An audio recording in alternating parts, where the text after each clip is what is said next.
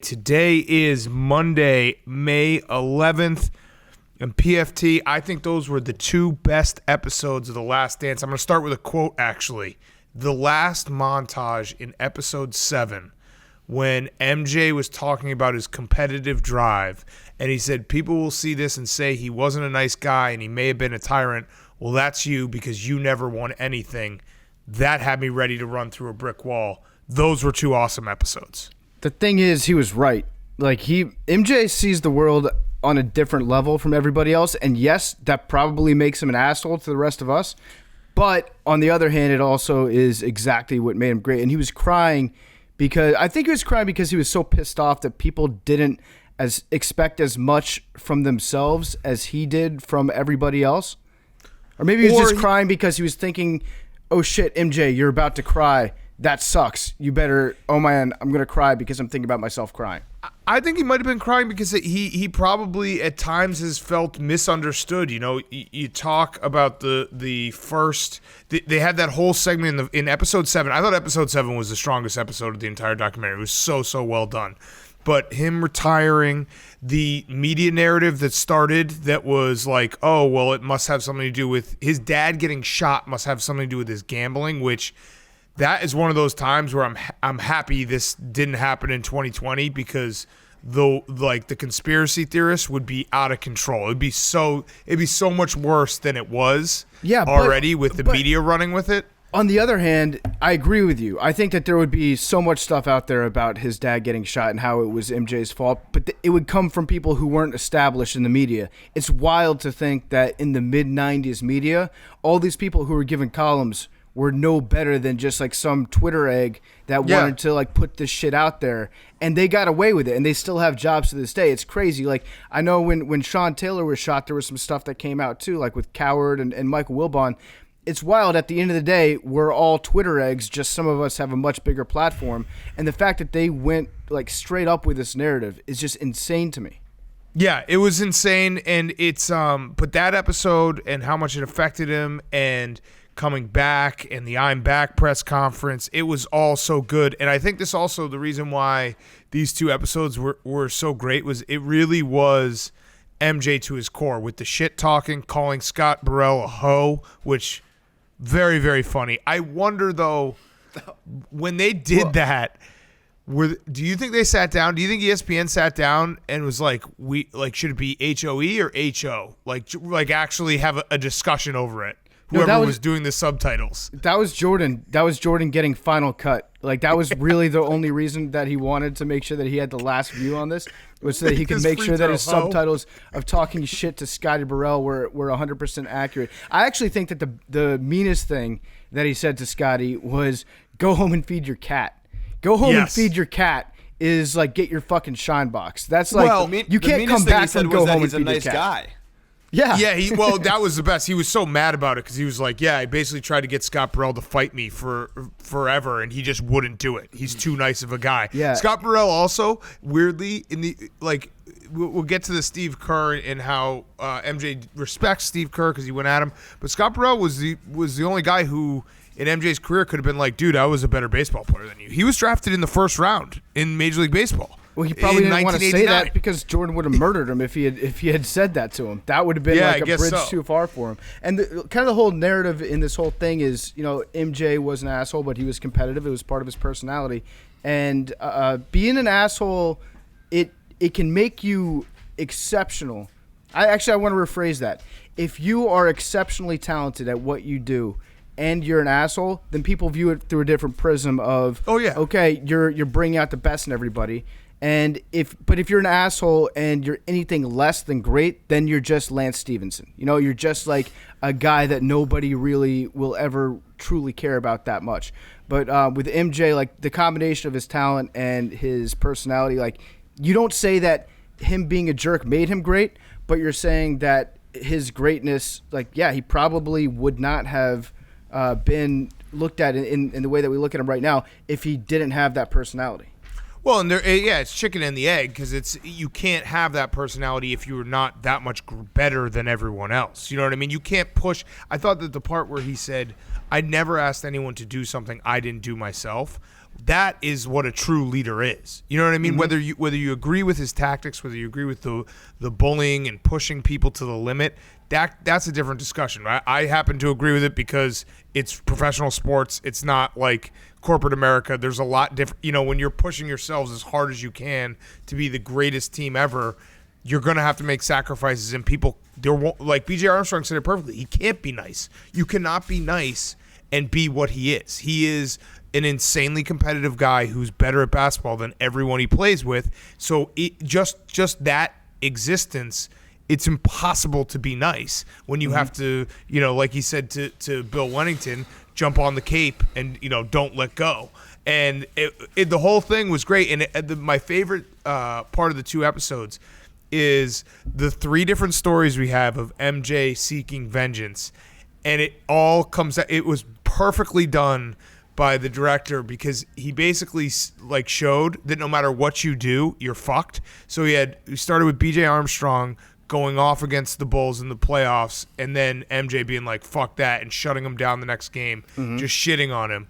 Then you had LeBradford Smith, the famous LeBradford Smith story, the nice game, Mike, which MJ admittedly just made up. And on top of that, I don't even know if they mentioned it, but the Bulls won both those games. So MJ was just mad that a guy named LeBradford Smith scored 37 points. Like, they still won the game. And then you have George Karl not saying hello at dinner. So it's either you celebrated too much, you didn't say hello, or you literally did absolutely nothing but your own job in LeBradford Smith. No matter what, you're fucked. Yeah, I was thinking about that. Like, MJ is very good at making up reasons to be mad about people. And in this case, his reason to be mad about George Karl was the fact that he didn't have anything to get mad at George Karl about because he didn't say hi to him. It's like maybe George Karl was told at one point in his life, if you don't have anything nice to say, don't say anything at all. So Michael Jordan was like, he wants to say all the worst things to me, but he's being too polite, so therefore he thinks very bad things about me. I'm keeping a running track of the names that MJ has ended. He's literally taken names. LeBradford Smith, never scored 20 points again in his career. I think he was out of the league a year later. Not only that LeBradford Smith is out of the league, but nobody's named LeBradford anymore. Nobody is named Clyde anymore. No one was named LeBradford. I'm keeping track. No one's named Clyde anymore. He ended Clyde after Clyde Drexler. He ended LeBradford. He ended Craig. I actually looked this up. Babies named Craig since the Craig Elo shot have shot down 97%. 97% in that time. No one's named Craig anymore. And I think Reggie. I think you can add Reggie to that list. There aren't any babies named Reggie anymore. That was a great start to the whole thing. The way to go, Craig. After he asked Jerry Krause, straight up, hey, how about this backstabbing? And then he ended the big J on J crime. Way to go, Craig. You ruined it for everyone. It was the whole thing was great. The emotional end to episode 7 was awesome. I also the Father's Day win, which Randy Brown grabbing the ball was so cringy at the moment, and it still holds up as one of the worst read the room moments after the Bulls beat the Sonics, and he just jumps in trying to get a loose ball out of MJ's hands when it's clearly he's so emotional. Father's Day, all these things. What else did we have? There was there was a lot about the minor league baseball career that I thought it was interesting. I never knew. I think I'd heard it before, but I'd forgotten that when he went to Double-A, the only reason he went there was because the facilities had enough space to accommodate the media that were going to be following MJ around. And his time spent in the minor leagues, like Terry Francona saying that if he had gotten more at bats, he could have been a major leaguer. He was that determined. I believe that. Baseball is one of those sports, though, where he was talking about how much batting practice he was taking, and at the end of the day, his hands would just be raw with blisters. You reach a limit to how many times you can swing a bat in a day. So it's just one of those things that's going to take longer in terms of, the amount of days that you spend practicing that, not necessarily just practicing balls to the wall every single day. It doesn't always work like that. But he hit 268, I believe, in the fall league. So he was clearly making pretty big, signs of progression. And this is a guy who had not played baseball in 12 years, 15 years. And it's pretty insane for him to go there and not just strike out every single day, and then go back where he clearly wasn't 100%. We have Tim Grover coming up. He actually put a percentage to it coming out of baseball. but dropping a double nickel against the Knicks, and being like Nick Anderson pushing him to change his number, which I love that moment because it's another like Michael Jordan cannot handle anyone trying to test him, because the whole thing was he's wearing 45 because he wanted to have 23 be the last time his dad saw him play was when he wore 23. And then Nick Anderson says one thing about him. He's like, fuck this, I'm wearing 23. Yeah, exactly. It's like, what? It's sentimentality that only takes you so far in life. I'm immediately going back.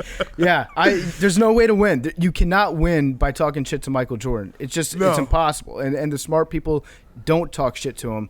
I was looking back at his minor league career a little bit and thinking not only it's impressive that he was able to do what he did in that short time period, but he was also 6'6", so his strike zone was fucking massive.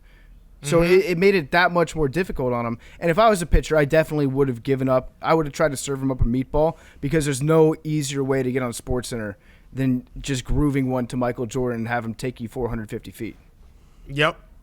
True. Facts. What were you going to say, Hank? I was just going to say, not about the baseball, but the fact that the Space Jam dome was on a movie set, it means that there should be more footage from that. Like you always talk about the new sports games, like putting up old footage. There should be like full games from those scrimmages. Unless MJ was betting so much on those games, he was like, don't put the cameras in here. Which he was probably betting so much on those games. And that was such an awesome, like, to see all those guys out there, like Ewing, Reggie Miller, Juwan Howard, like everyone just showing up to play basketball in the middle of the summer. And what they don't realize is they're just giving Michael Jordan scouting reports so that he can kick their ass the following year. Yeah, the other thing I was thinking during that is that, like, when LeBron tries to do that, no one's gonna come. He's just gonna be like, oh, like, come out, I got this whole basketball court, like, come play with me. And everyone's just like, yeah, no, like, I'm good. I like how he picked so many good players to go out there, and then he just picked Sean Bradley to come out so that everybody would be able to dunk on him. That was like the little icing on the cake. It's like, hey, I know I'm paying you for this movie, and I know it's gonna be a long summer, but on the bright side, you're gonna be able to teabag Sean Bradley 3 times a day. Yes. Sean Bradley looking so fucking skinny, dribbling down the court. Oh man. The Steve Kerr practice, that was a wild ride that we went on. It's like the only way that you can get Jordan to actually respect you as a teammate is if you let him punch you in the face and you come back the next day and let it be water under the bridge and be like, you know what, you were right to hit me. I was doing too much. I pushed you in the chest. Yeah, it's It also was notable that Steve Kerr said, I think he chose his words specifically for that one when he said the 96 team was the best team he's ever been a part of. Did you catch that? Mm-hmm. He did say that. And I don't know when they filmed that. I would assume it was after the 73 win Warriors. But Steve Kerr getting punched by MJ is like a moment that everyone talks about. I wish we had it on camera. Yeah, I don't know. I feel like that it's obviously never good, but it also happens. Like guys get testy, and guys, they're emotional. If Scott Burrell was not such a nice, double or triple digit times in his career. Right. If Scott Burrell wasn't such a nice guy, he would have fought MJ like 16 times. Right. I think it probably happens a lot more than we know about. It just doesn't get talked about because teams have a tendency to keep things in house. It happens all the time in football. I'm sure it happens all the time in basketball. If there was footage of that practice, we would probably, not to like say that there are elements of provocation on Steve Kerr's part, but that haircut that he had was asking to get hit in the face. Mm-hmm. That was like that's Karen walking into Mother's Day brunch with her Yelp app opened, ready to leave the server a bad review. Like Steve Kerr was kind of asking to get hit when you're walking in wearing that mop. The other thing, I wrote down a couple other notes about the retirement. Obviously, there's the conspiracy theories that he was suspended. I think those are way overblown, but it's fun just to talk about them, but they're not true. But it is funny. There's a lot at play. I think MJ was already talking about how he might retire before, in books before his dad died. So it was, and before the gambling stuff. But it is funny, the idea that, like, if you push a man who loves to gamble too far, he'll just quit everything. Like, don't tell a man he can't gamble. He'll just pack up and be like, nope, I'm out. No, he's probably stoked to get to minor league baseball and have, like, way more teammates that he can win money off of in cards. Yes. the iPad thing that the director does is fucking incredible. The Gary Payton scene was so good. It's great seeing these guys react, mostly MJ react in real time to an interview they've never seen before. It's so good. I hope every documentary does that from here on out. It's really good, and especially with MJ, just because anytime MJ looks at something on an iPad, it's an instant meme. People were saying that the Coach Doug's MJ laughing meme was one of the top 5, like a Mount Rushmore meme of the entire existence of the internet. I didn't say that, but it's a sad state of affairs that you have to go back to trolling in the comments. It's okay. Trying to give you clout. That's all. Yeah, that's the best. You saying so that I'm alley-ooping you. Yep. It does help with promotion. It does. It really does. All press is good press. Big time helps with promotion. Everyone's going to go see that and be like, I got to go watch tomorrow night. It becomes more of a conversation around you losing to Baylor after you said that you were not even going to play Baylor because they were too bad. They are too bad. I shouldn't have lost that game. I ate 4 donuts. I've already had the press conference. We don't need to go back through this. One other thing about the Steve Kerr practice. I don't know if you noticed this, but the reason that Jordan actually felt bad and reached out to Steve Kerr is because Steve Kerr was the littlest guy on the court, and he hit that guy.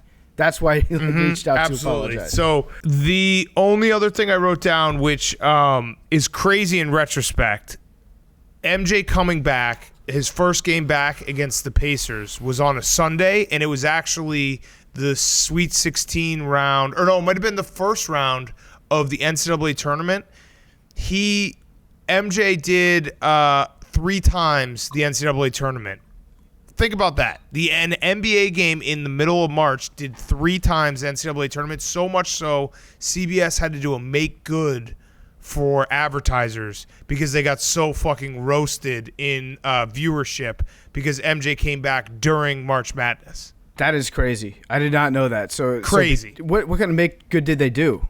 They had to give him more. They had to be like, we'll throw in more ads later on. They trounced him so bad. I think it was. They had to tell the refs, give MJ all the calls so it's a sweep, so that the NCAA tournament gets more ratings next weekend. Yes. Well, this was the regular season. This is MJ coming back in the regular season. It coincides with the Sunday of March Madness. And that event was so much bigger than March Madness, which is crazy just to think about, anyone watching NBA in the middle of March over the tournament. And the I'm back facts that he sent to come back it's an all-timer. There's only one person that could do that. I mean, you saw the headlines when he retired the first place, and they were just calling him Air. That was his name. It was just Air walks away from the game, and he comes back just by saying, I'm back. I think there's only one person in the history of sports that could pull that off, and that would probably be MJ. Andrew Luck would write a 500-page book on architecture and bury it in the footnotes if he was coming back. That's putting your nuts on the table and saying, I'm so big that everyone knows what I mean. How many retweets would that get if that was how he came back? The architecture book, the Andrew Luck Hungarian architecture study? No, you know what I'm asking. If MJ tweeted, I'm back, instead of a press release, if it was today, and it was given all the circumstances and everything was the same, everything was equal, and he had the same cultural relevancy, and everything was equal, we just had Twitter. What's crazy is it would probably get 5 million retweets, but it would also probably get 6 million replies. It would be the all-time biggest number of replies, so it would technically be a ratio.